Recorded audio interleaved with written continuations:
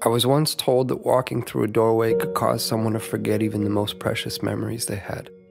Memories of good, memories of bad, memories of love and of loss, all tucked away neatly, stored like the worn-out blankets that were kept to dress the rainy days and bad habits that happen from time to time.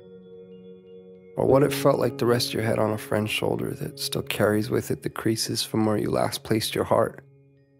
Just like that. Gone within a single step. That somehow 3 beams in an imaginary line drawn across some old aching floorboards were all that stood between you and the infinite silence of the very things that once colored your mind with sound. It's funny. You can make yourself believe almost anything if you think about it for long enough. This is another sign. I'm just saying, it's not over, Julie. I was once told that the love I felt beating inside my chest was nothing more than my mind playing an unfair trick on my heart. And like a pair of dice dancing along the uneven pavement, their fate, much like yours or mine, had already been decided. That even the cracks that drew their faults between 2 opposing sides could not escape a fate that was always destined to be sealed. He'll always be a phantom. To think that someone could actually believe that the swelling tides of my heart were no more than an anxious highway of ins and outs anchoring my imagination to the castles I've been building in the sky.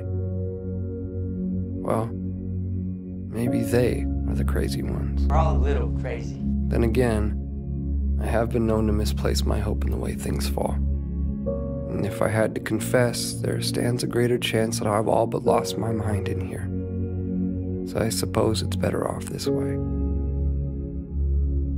Because I've always believed that the odds of finding what you seek tend to favor those who are open to seeking them in the first place. And I, for one, have never quite understood how odds stand to get even without that frame in mind. No, you can't. To be clear, I've seen a million faces.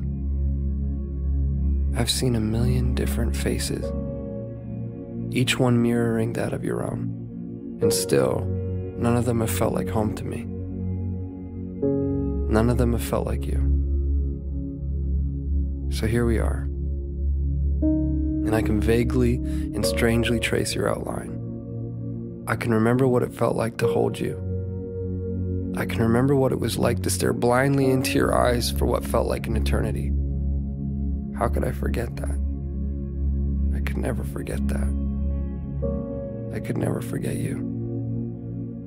No matter how long it takes for my words to make their way through the vastness of this place we've called home, I unto you and you unto me, I say them and will continue to do so. Day after day, night after night, never knowing if you'll actually hear them. There's no place for time here.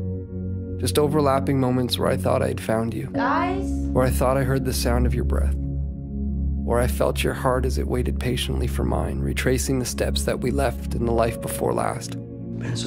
Before our eyes closed. Before the great divide. Before a doorway stood between you and me. It doesn't matter, you guys. As it I'm stands, not coming back here anyways. I found myself in that doorway again, with both feet in and your heart on my sleeve. But I can't bring myself to walk through this time. Not yet, at least. Not until I take one last look and see that it was you. That it was always you. Our hearts strewn across those old fragile floorboards.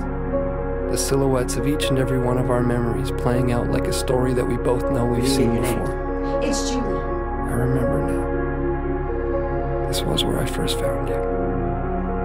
And beyond those closed doors, I will find you again. My love. Trust I me. will find you.